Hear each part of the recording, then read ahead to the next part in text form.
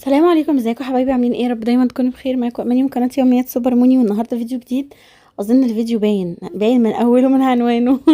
عايزه اقول لكم اني والله افتكرت نفسي، يعني افتكرت ايه؟ عارفين الفيديوهات اللي بتيجي على التيك توك او الريلز اللي على اليوتيوب او على الفيسبوك؟ جوزي رن عليا وقال لي انا تحت لو عايزه حاجه، فلقيته طالع على السلم، قمت الم الشقه وقامت بقى عملت روتين للشقه اللي هو يعني بصوا، والله العظيم تخيلت نفسي، اقسم بالله نفس الفيديو. اتصل بيا وقال لي ها استعديتي؟ عايزه اقول لكم والله العظيم من ساعه ما خلصت امتحانات ميزن وانا فعلا يوميا في حاله مش طبيعيه. يلا بينا بس بقى قبل ما ندخل في الفيديو نسمي الله ونصلي على الرسول. اللهم صل وسلم وبارك على سيدنا محمد عليه افضل الصلاه والسلام. حطي لي لايك من ايدك الحلوه وتعليق تحت الفيديو كده حلو زي قلبك. ربنا يا رب يخليكم ليا ويبارك لي فيكم ويسعد لي قلبكم، امين يا رب العالمين. واللي مستني نتيجه الثانويه العامه زي يجي يقعد جنبي. عايزه اقول لكم يعني بصي والله العظيم انا يومين فظاع. الحمد لله، ربنا يا رب يديمها علينا نعمة ويسترها معانا ويحفظنا، امين يا رب العالمين. هلاقي دلوقتي حد يقول لي انت بتغسلي السجاد ليه يا موني وانت بتقولي ماشيه؟ ايوه انا اكيد خلاص ماشيه. والله العظيم ما لاقي حاجه ولا اساسا في شقق اساسا، يعني معرفش في قرار نزل جديد كده نازل. بصوا ما تاخدوش عليا في اي كلمه انا بقولها لان انا اصلا بنام، يعني انا بسجل على الفيديو ده وانا اصلا فاصله، فيعني ما تاخدوش عليا في اي في اي لخبطه او اي حروف غلط بتطلع. بجد قسما بالله حرفيا أنا مش مركزه اصلا. فدورت على كذا شقه والله، وبعد كده اخر ما زهقت عليه قال لي بقول لك ايه، لما اجي نبص مع بعض يعني اصبري. كل يوم والله ببص على شقتين وعلى ثلاثة وعلى أربعة كمان، بس الفكرة اني فعلا مش لاقية. مش لاقي حاجة مناسبة. لو لقيت حاجة مثلا شقة مساحة كويسة الاقي سعرها عالي، يا اما الاقي المنطقة مش عارفة بعيد. يعني مش ظابطة معايا خالص، مش عارفة. فالله المستعان يا رب، ربنا كريم ان شاء الله. ربنا يعطرنا في حاجة. ادعوا لي بالله عليكم كتير قوي. بجد نفسي ربنا يكرمني بحاجة. فربنا كريم ان شاء الله. مش عايزة اتكلم في الموضوع ده كتير عشان يعني بجد بيجيلي كده من وسط والله 100 تعليق بيطلع لي واحدة.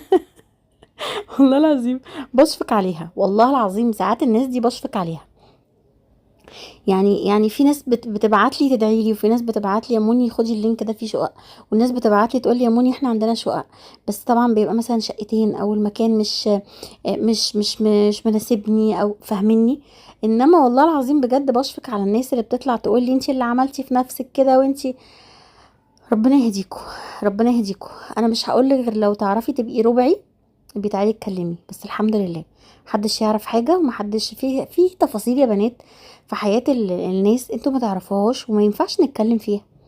يعني في حاجات في حياتنا ما ينفعش نتكلم فيها، في تفاصيل كده ما ينفعش. فربنا كريم.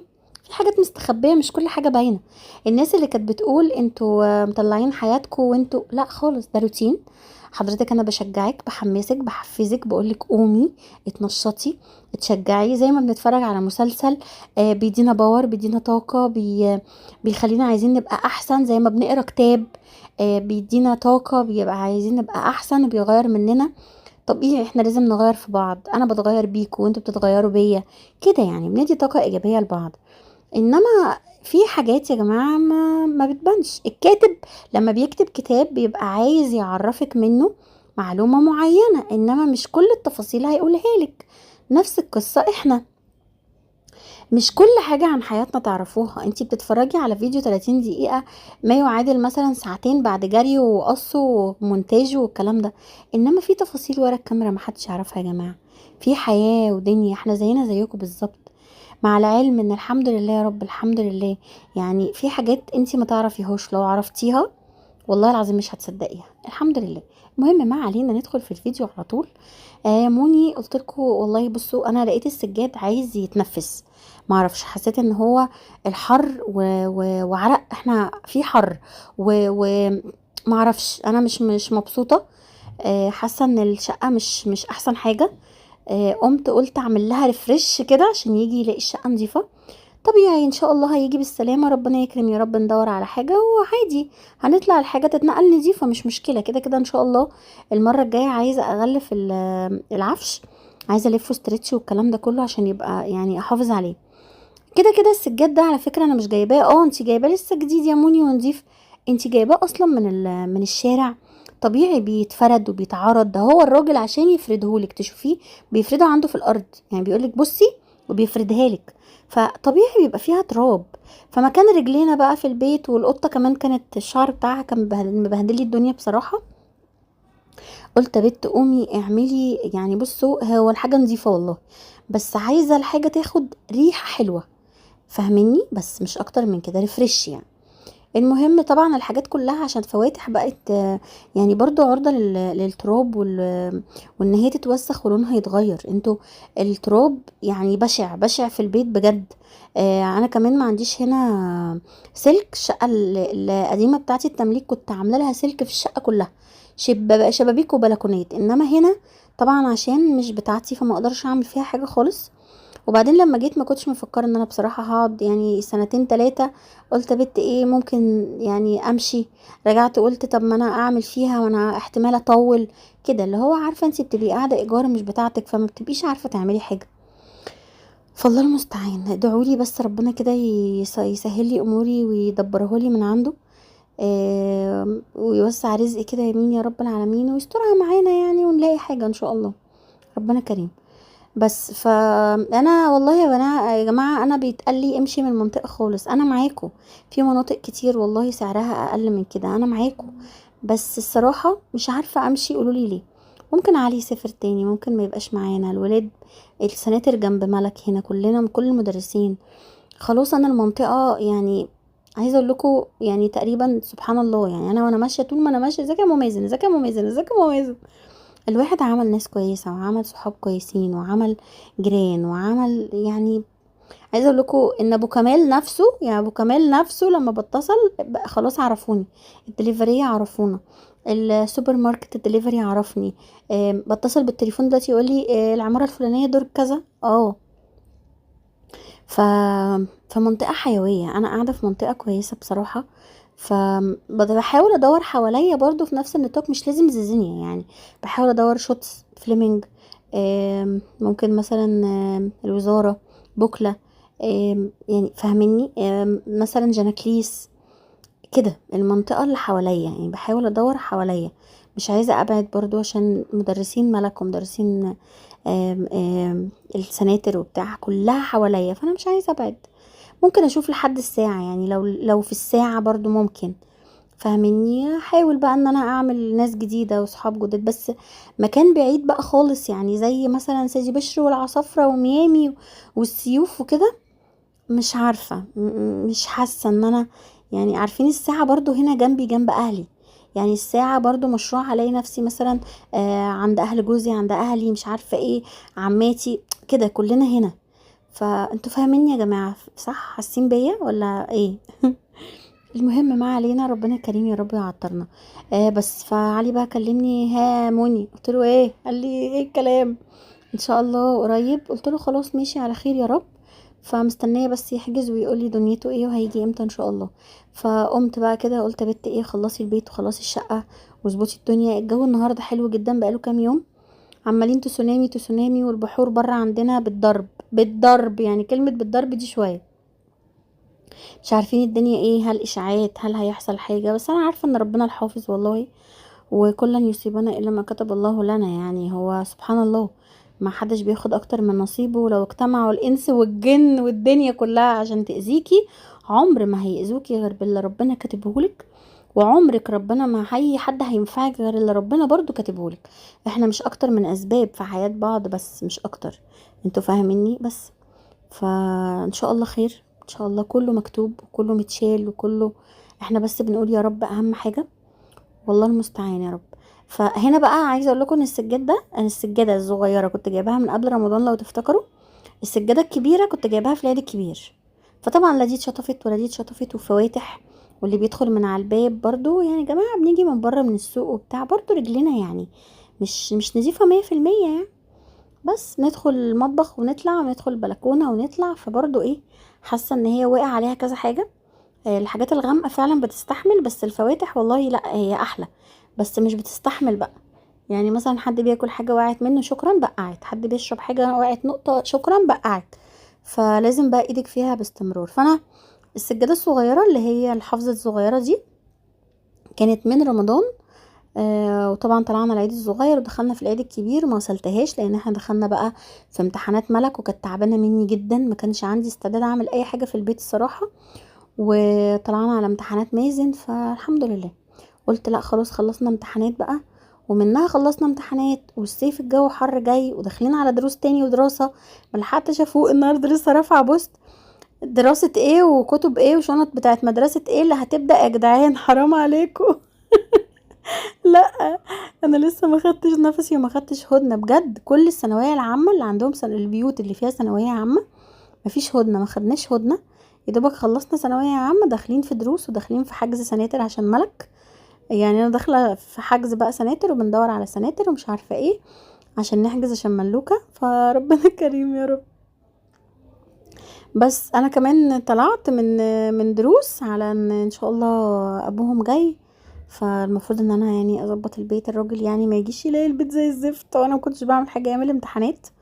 ما كنتش عارفه اعمل حاجه بصراحه، كان يا دوب يعني احنا عشان نطبق يوم مثلا امتحان بين دروس وبين مدرس بيجي وبين مش عارفه ايه، كل يوم دراسه وكل يوم درس بيت مفتوح يا جماعه. انتي لما بيجيلك ضيف في يوم يعني بيبقى الموضوع صعب، بتحسي برضو ان الموضوع صعب يعني، ما بالك دروس كل يوم كل يوم كل يوم، شاي قهوة حاجة ساقعة بيبس. فالموضوع صعب شوية. واحنا مش بناخد في السناتر، احنا كانت كل حاجة برايفت، فالحمد لله يا رب سنة وعدت بحلوها بمرها، وزي ربنا ما هيكتب لنا النتيجة كلها خير من عنده. الحمد لله على كل حال، والله انا راضية بأي حاجة وبقضاء ربنا وقدره زي ما قلت لكم قبل كده، والحمد لله على خير يا رب. بس بقيت بقى بصوا كنت بكنس بالمكنسه اللي هي الطريه.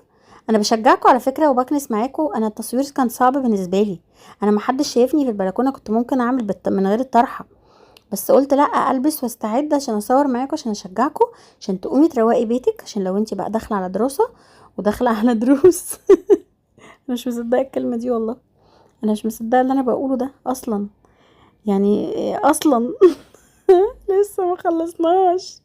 الحمد لله، الحمد لله على كل حال. بس فكنت بكنس بالمكنسة الطرية الناعمة. الحاجات التانية لقيت بقى ان لا السجاد ده فيه بقع، التانيين لا، يعني التانيين نضاف الصراحة، مش اكتر من ان هما كانوا عايزين ياخدوا ريحة، فاهميني؟ يعني شوية مية كده بمنعم على شوية فريدة على شوية كلوروكس الوان، قلت بت ايه يعني ياخدوا بس ريحة، انما لا السجاد ده كان فعلا فعلا لا. في الريسبشن لان احنا قعدتنا يا جماعة كلها في الريسبشن، فعلى السجاد ده انا عايزة اجيب الحافظة اللي هي بسوستة، اللي هي اللي مشمع دي، بس مش عارفة برضو، حاسة ان انا مش عارف انا يعني على فكرة انا ما بحبش المفارش في البيت، يعني انا ما بحبش الحفظات على السجاد، يعني الناس اللي بتفرش سجادة وفوقيها حافظة، طب يعني ايه الهدف حضرتك؟ يعني مش فاهماكي، طب ما تشيلي السجادة وحطي الحفظة، يا اما تشيلي الحفظة وسيبي السجادة، يعني مش فاهمة ايه وجهة نظرك عشان نسيب السجادة نظيفة، نظيفة لمين يا حاجة؟ عيشي حياتك وتمتعي بحاجتك وبعد كده تبقى تتغسل. بصراحة بديل السجاد ده طالع فعلا حلو جدا بجد، هي فكرته كانت حلوة قوي. بصوا هنا انا عايزة اقول لكم ان احنا النهاردة الجمعة، جمعة مباركة علينا وعليكم يا رب اللهم امين. الناس كانت بتصلي بقى بره، صلاة الجمعة كانت بصوا ملعلعة بره، فبجد كان الموضوع حلو جدا.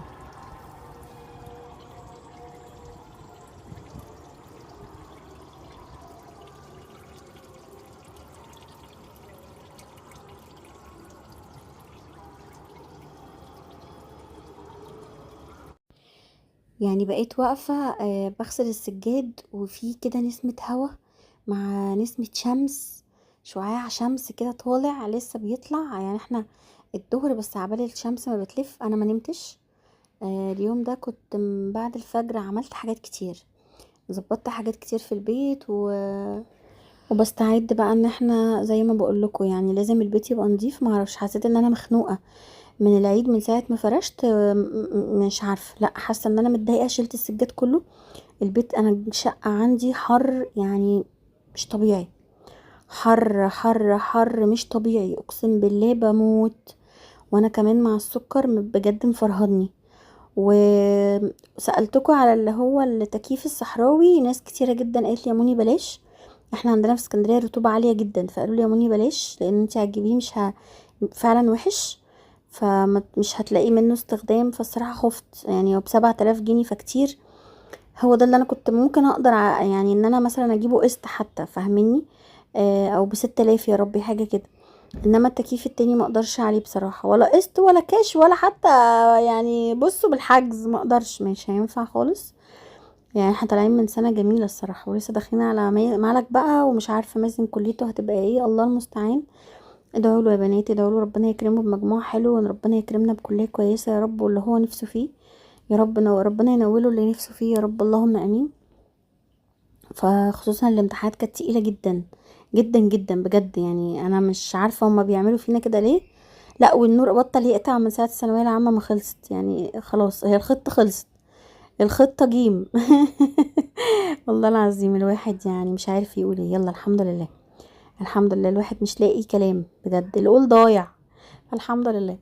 بس خلصت بقى، حتى سجاد اوضه النوم عندي، بصوا كان برضو اوضه النوم عندي كان خلاص بدأ يغمق من التراب، لان انا على طول فاتحه البلكونه، على طول البلكونه الجيب بتاعتي انا فاتحاها، ففي تراب يعني في هوا بيدخل بتراب، فطبيعي ان لازم الابيض ده هتلاقوه برضو صفر شويه غمق شويه، ده الطبيعي.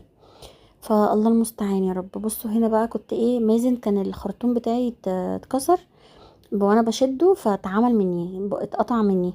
مازن وملك والله طب نجيب لك ميه، قلت لملك طب بصي ناوليني بس ايه بلاستيكتين كده ولا كروانتين بقى يناولوني، بقيت هي ماسكه الخرطوم معايا كده من ساعه ما اتكسر، وانا متضايقه جدا بصراحه، مضايقني قوي الخرطوم ده، كان عملي وحلو قوي قوي.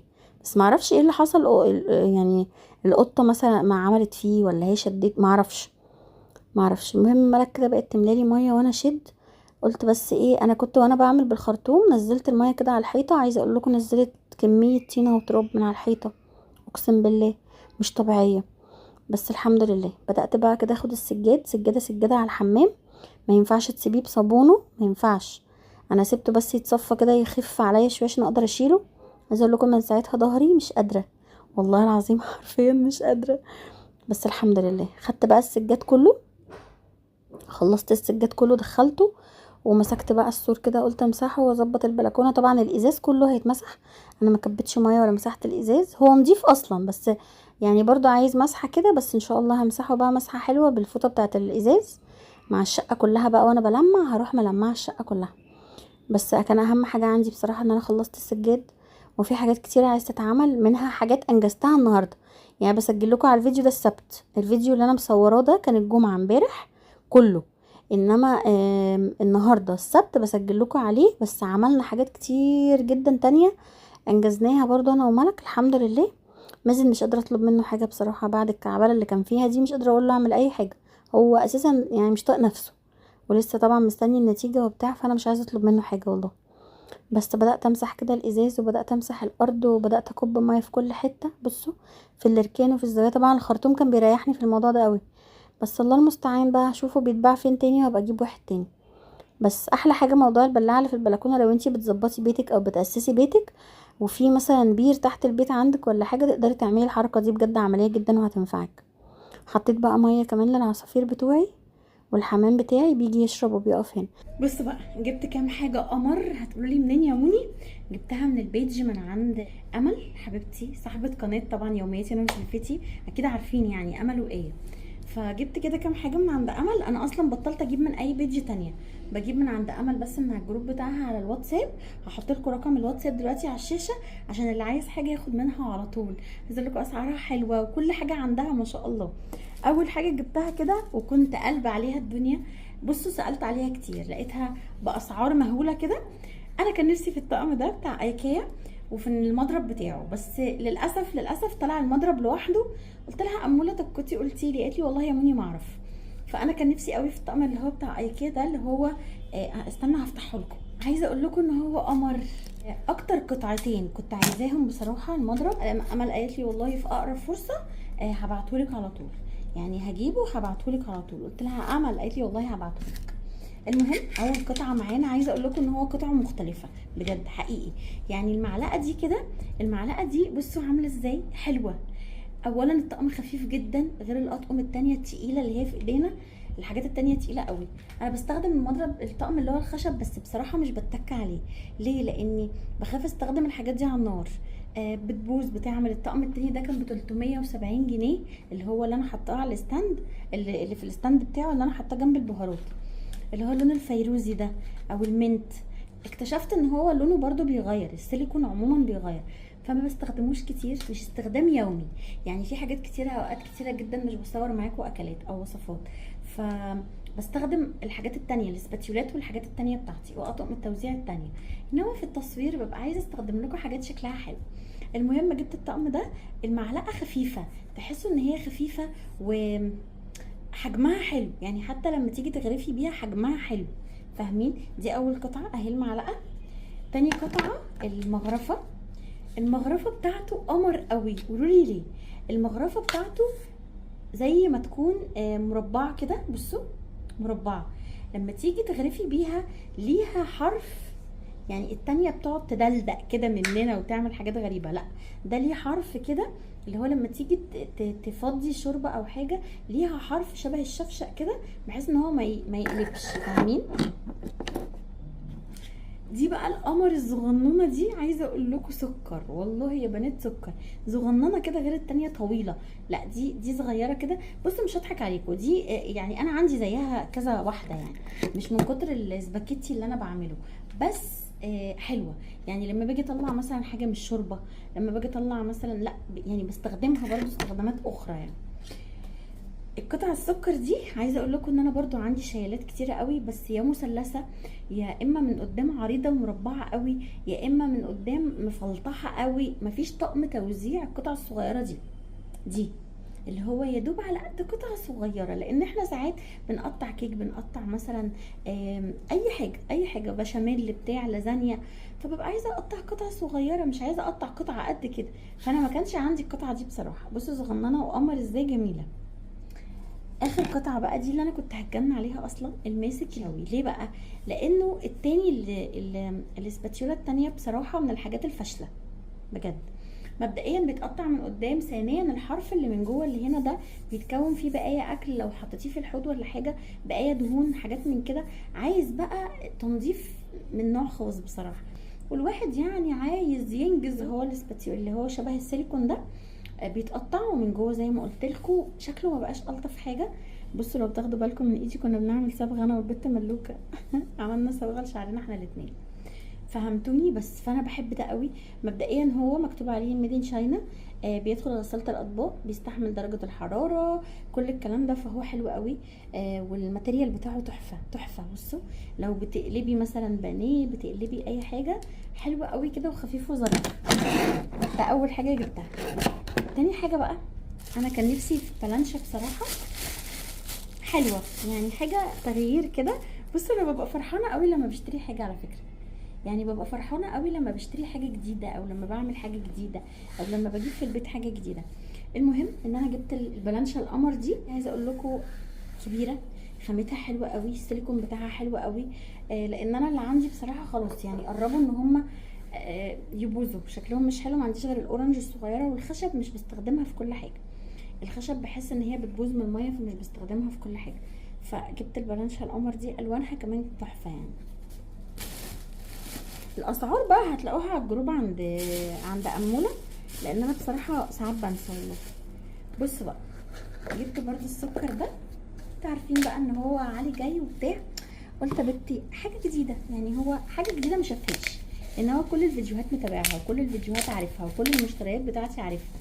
قلت يا بنتي جيبي بقى حاجه مختلفه كده. المهم جبت السكر ده، جبت كده 2، انا جبت 2 منه اهو. والله بقى شاي بلبن، والله شربنا مثلا نسكافيه، لمازن وملك مع بعض اهو. بصوا عليه جود مورنينج كده اهي، مش عارفه باينه ولا لا، اهي جود مورنينج. عايزه اقول لكم حلوه قوي، شكله حلو اهو. كنت عايزه الطويل بصراحه، فقالت لي لا مش عندي، فقلت لها ماشي بعتي لي اي حاجه عليها جود مورنينج حلوه كده، عارفين الفطار بتاع كده يعني، حاجه جديده. بتعرف مين بيحب زيي، بتعرف انا وملك عليه.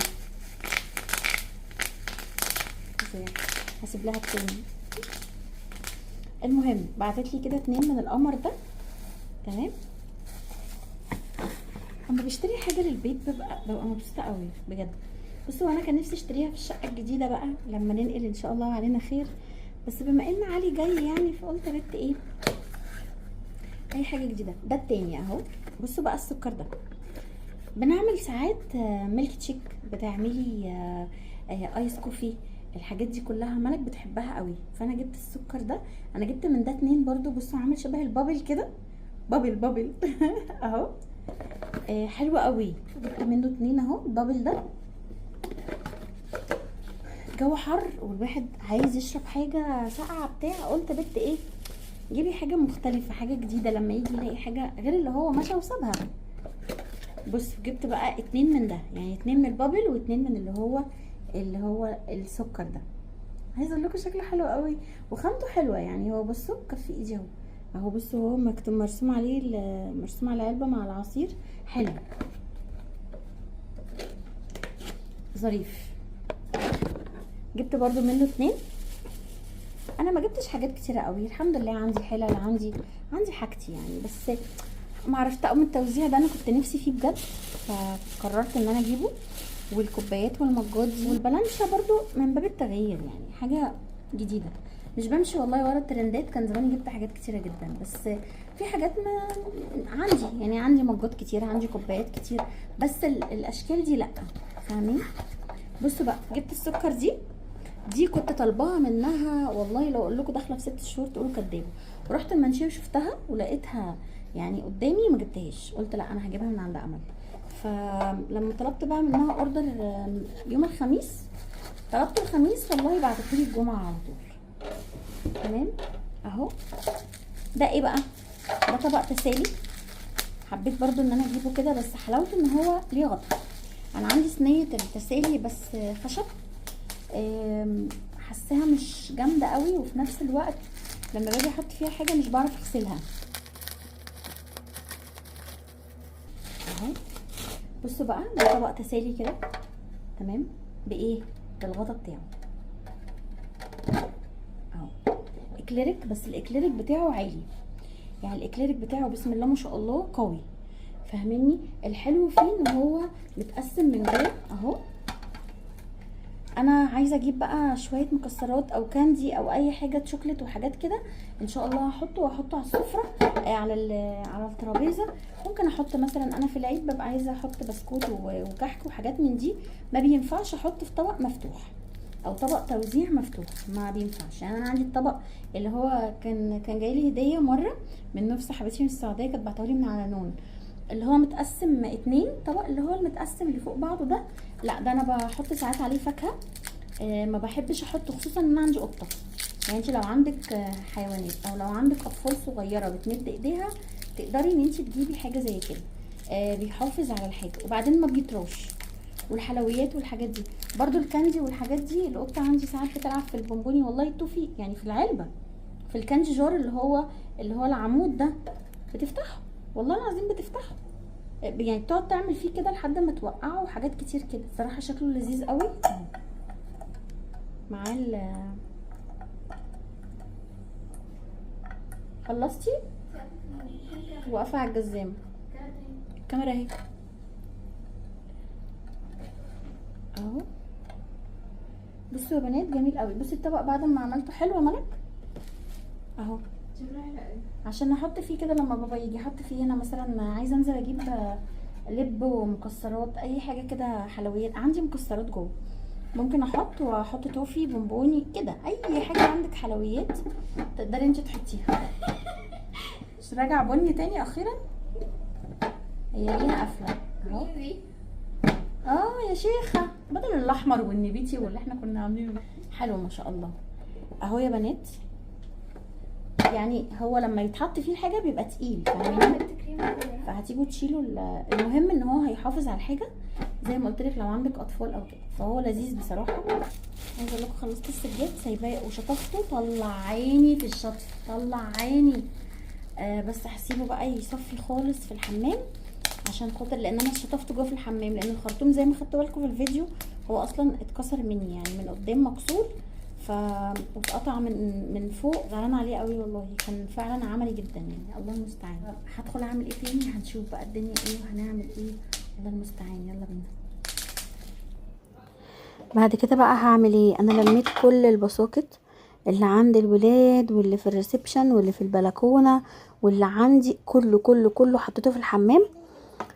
الصراحه جيت ادخل اغسله، راحت ملك قالت لي بقول لك ايه سيبهم لي وانا داخله اخش انت على المطبخ. قلت لها بجد ملك؟ قالت لي اه والله.